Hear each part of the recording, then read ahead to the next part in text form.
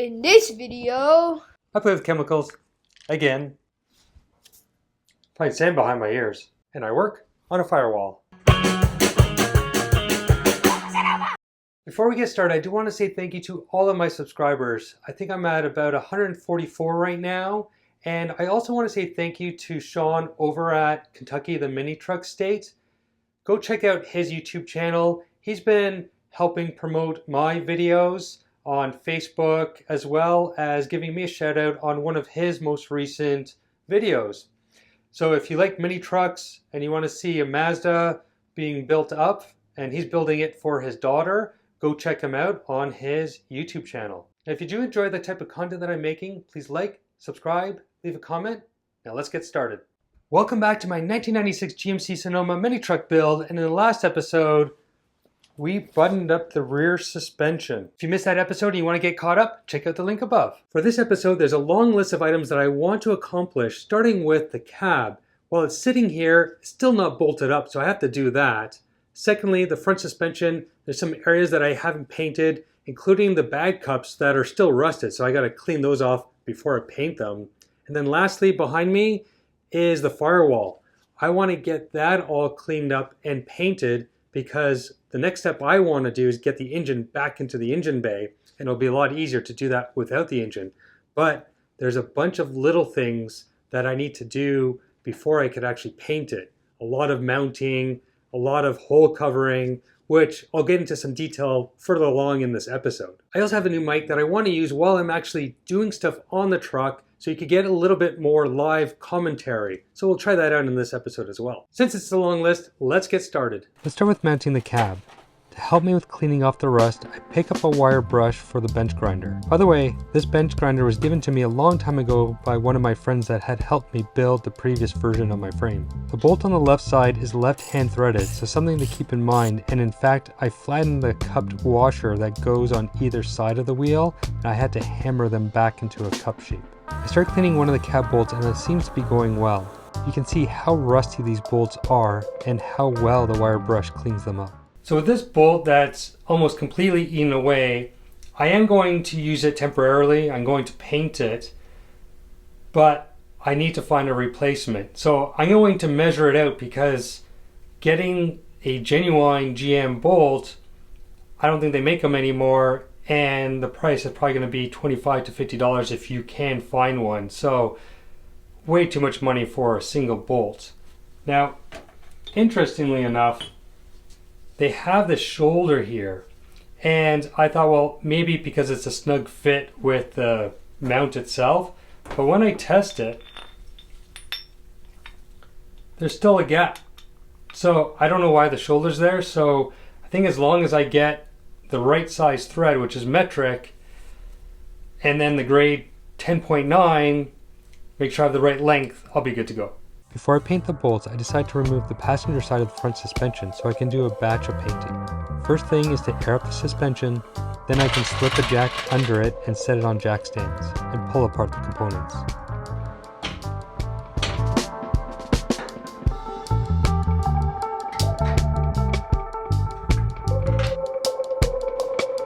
With the control arms removed, I can now touch them up and paint the bolts. First, I clean the control arms with panel prep because it's safe for painted surfaces, and use surface prep for the bolts. I use VHT chassis and roll bar paint on the control arms since that's what I had used before. And for the cab bolts, I'm using Tremclad's oil-based rust paint. So it's the next day, everything's looking good, paint's dried, bolts are looking good. So my next step is to take off the suspension on the driver's side, so I'll do that off camera and then I'll come back. With the driver's side suspension off, I now clean all 4 lower control arm bolts. Next up are the bag cups. They are held in with 2 bolts. These are the bag cups that were used when my truck was first bagged at a shop.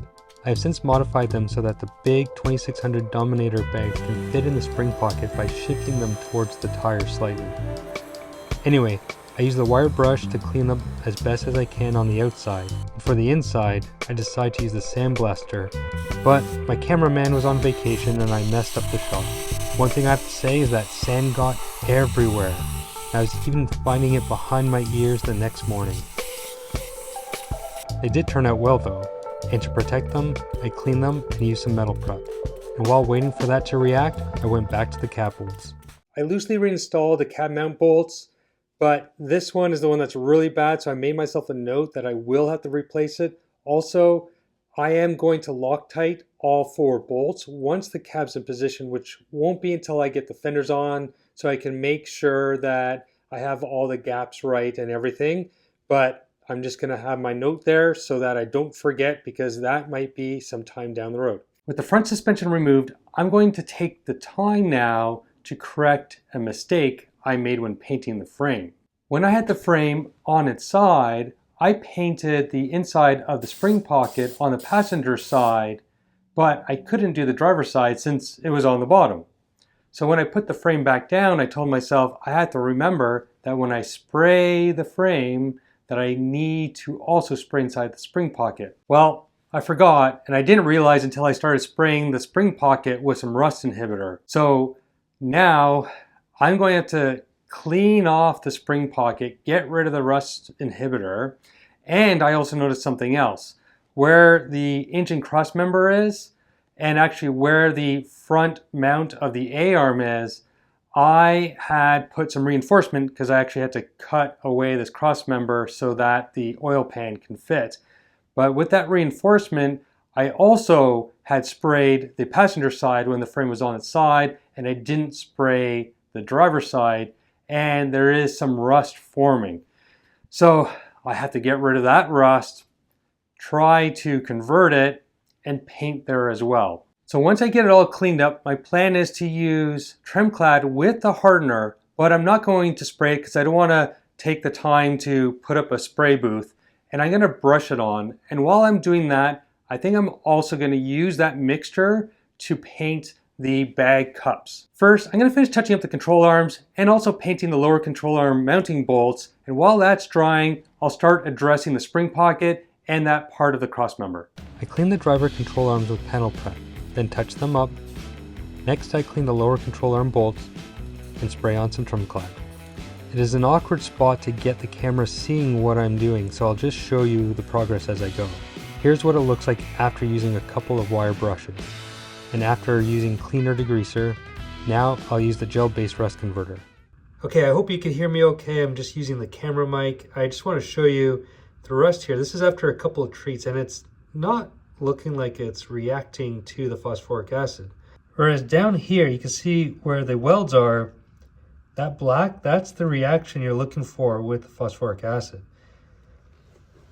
But if it's not reacting, I could try metal prep, but again, I don't know if it's going to do anything. So I may just take a bit of a gamble. I'm going to paint it as is. Now, I will still put some rust preventative oil on it after all the paint's dried. And again, this frame was pretty rusty. So I'm just trying to let it live a little bit longer before it turns to dust. And I think painting it, putting some rust preventative oil on it will kind of give me the 5 to 10 years I'm looking to get out of this. I open up the can of paint and stir it well. I then try the pour method that uses tape in a V format. I thought it went well until I took off the tape and it got all under the tape into the groove of the can. I'm using a 4:1 ratio and pour up to the line that says 4 within that scale. Now I add hardener to the next line that says 4. I mix it up and realize I poured way too much paint for what I'm doing. Also, the hardener is temporarily thinning it out, so I'll have to keep that in mind. I tested on one of the bag cups, and this will definitely need a few coats to fully cover it. Went ahead and painted the spring pocket, bag cups, and some other areas that I'll talk about soon. It's the next day, so I flip over the bag cups. Some of the paint had ran, and the cups were stuck to the cardboard.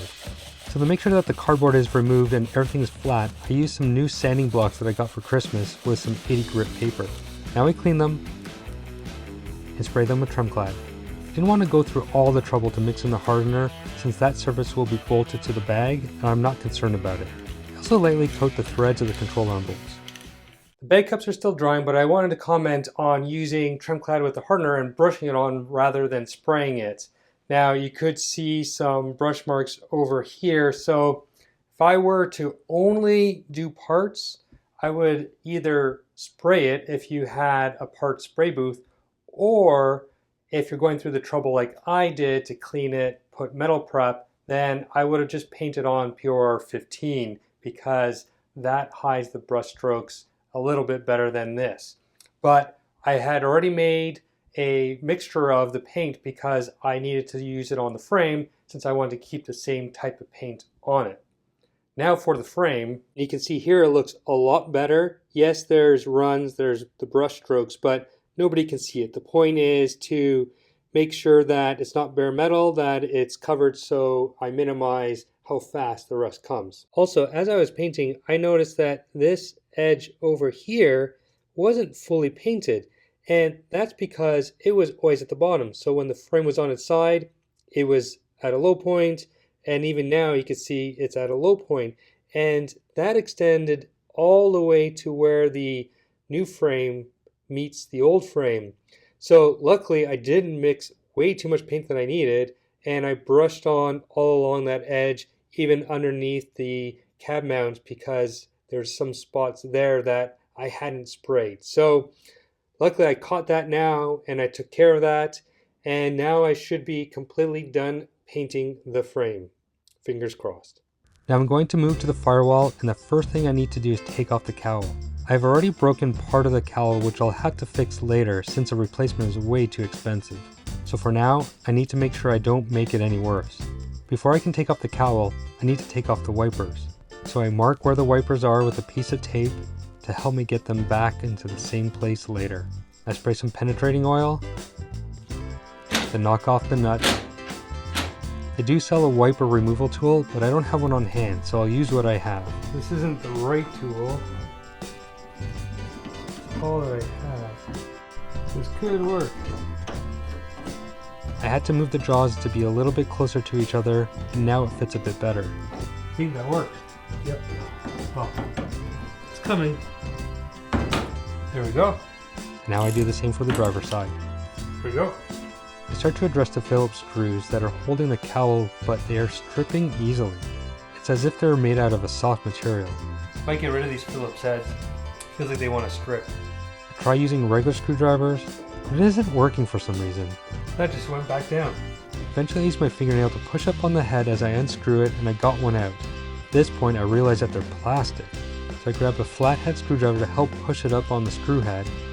That worked, but some are deeper and stripped, so I pull out some pliers. Can't believe those things are plastic screws. Once I got the rest of them, I try to pull off the cowl. Let me guess. That's the insert for them. One. These clips. Now I know what's holding them. There's some resistance because the screws were actually in plastic clips that are still in place. There we go. Using some interior trim removal tools, I carefully pry up on the cowl and take it off. There's a lot of dirt from the years of being on the road and sitting outside. I try to vacuum everything up, but the wiper motor and wiper transmission is in the way. Before pulling those off, I remove the hood rubber, which is held in by 2 screws and some double-sided tape. Time for the wiper motor. The motor is attached to the truck with 3 bolts and also attached to the wiper transmission by a nut, or so I thought. So I mark up how everything is aligned and try to take off the nut. I tried to take it off, but everything's just rotating together, so it's time to look up the service manual. Looking at the manual, of course, the steps are to remove the wiper arm assembly from the motor here, and you need a specialty tool this to remove it, and then you need a different specialty tool to replace it, which I don't have those tools. So I need to figure out how I can separate these 2 pieces. I tried taking off that nut and the whole thing's moving, so it's going to be difficult to do it that way. So I'm now going to focus on how to disconnect these 2 pieces. Okay, it wasn't too bad. Using a small pry bar, put a rag over it just to minimize any scratches. I was able to pop off this piece from the ball over here. I removed the bolts on the wiper motor, and once released it was a bit awkward to get it out, but eventually I got it. The wiper transmission is held on by 6 bolts, 3 by each wiper. It's a pain to get out because of the long arms and long studs for the wipers. After a bit of fiddling, I did get it out. This thing is really rusty, and it's another thing that I'm going to have to clean up and paint. So there are a couple of holes I need to drill into the firewall to make sure I have all the components mounted. First one is the power distribution block. This is normally mounted on the front fender, but because I'm not going to have inner fenders, it just wasn't fitting. So I decided, hey, let's put it onto the firewall. So I have one in, I gotta drill a hole and riv nut for the second one over here. So the second thing is the steering gasket, which it's normally this side is up, so I've rotated it 90 degrees, and that's so the steering shaft points outwards a little bit, because here's one of the mounts for it. It's the only way I could get around the headers. So two of the holes fit up nicely, but the third one doesn't. So I got to drill a hole for that. Lastly, you see a single bolt here. So normally in this area is the cruise control module, but with the LS6, it's got throttle by wire, and it's a separate module to control that, which also controls the cruise control. But just with the tire and everything, I had to move it up into it a little bit more. So I have a single bolt, single hole for one of them, and then two more. So you can actually see here, two holes, one bolt, basically everything's shifting up and over a little bit. So I need to do the other two. So we'll start with those, then I think there are a few others that I have to drill. I start by making the hole for the power distribution block. I move the block out of the way, center punch the center of the mark, drill a pilot hole with the center drill, and drill it out with an 11/32 drill bit, which is a bit smaller than the riv nut. Deburr the hole, test fit the riv nut, and I need to enlarge the hole a bit. Push in the riv nut, There we go. test fit it.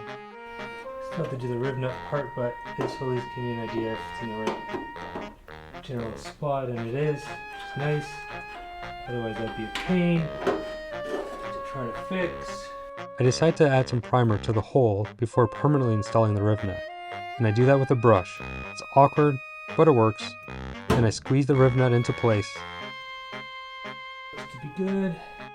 Quick test, and it's done. Gotta take it off. For the steering gasket, it's a similar process as the other hole, but without the riv nut.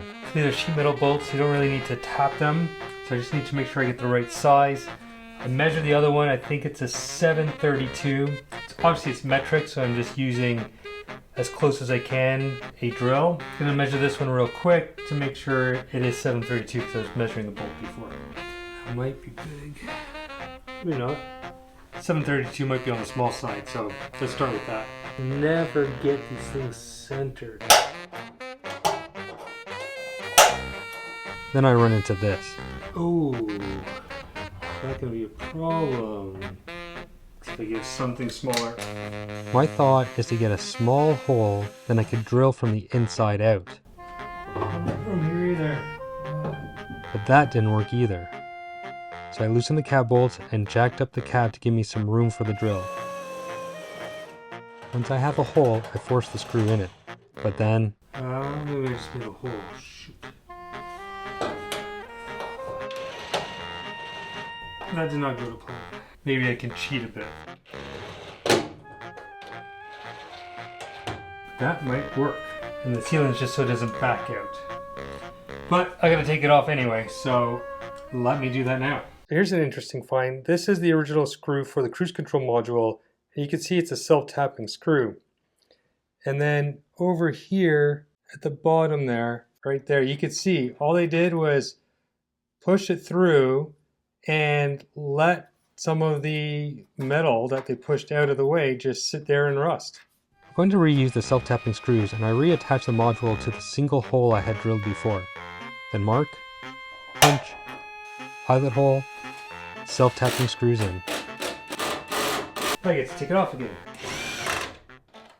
So with those holes done, there's actually two more I believe I have to do. One, I know it's very faint, but this writing here says fuel line, and there's an arrow here pointed to this dot.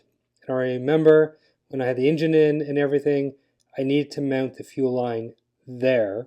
So I'm going to have to drill a hole there for the fuel line clamp. And the second one, the way I have my brake line set up is it goes around the shock. It's It's going to mount there, and I have a hole down in here for that mount, but this mount, I don't have one. And I believe I need to mount that to the firewall, but I can't remember how I routed everything. So I'm going to bring down the master cylinder, get that in, get the line hooked up, and see where things are fitting. I installed the master cylinder with some 12mm nuts. I couldn't find the ones that I pulled from the truck, so I'm using temporary ones for now. With that in place, I do my best to remember how the brake line runs for the driver's side. And it isn't going well. The problem about building something over many years, I just can't remember exactly how I had this. So I did a bit of work off camera. I installed the lower control arm, the shock, and the brake lines that I built a few years ago. I also looked up some older photos, and I only had photos of the passenger brake line, but I did see that the passenger brake line did go into the forward port here. So I knew that the driver brake line would have to go in the port right behind it. So when I ran all that, I'm not quite happy with it. You can see here that the brake line comes pretty close to the shock. Even though when I move it, it's not hitting, it's still a bit too close for comfort. And where I guess I had planned to mount it was one part over here, and the second one over here, which it'll be impossible to drill out with the cab on. So I probably should have done this when I had the cab off, but I just completely forgot. So what I'm thinking, because I'm not happy with the spacing, this is going to be tough. I think I'm going to rebuild this brake line. Not yet. I can do that a little bit later, but I think I will still drill out the mount for here. But before I can do that, I want to make sure that the brake pedal won't hit where the screw is going to go, which means I got to assemble a few more things. And I do want to get this video out soon, so I'm going to end things off here, and then in the next video we'll pick up where we left off, which is figuring out where I drill the hole for this mount and then for the fuel line somewhere up here. Well, I hope you enjoyed the video, and if you did, hit the like button, subscribe, leave a comment, and we'll see you next time.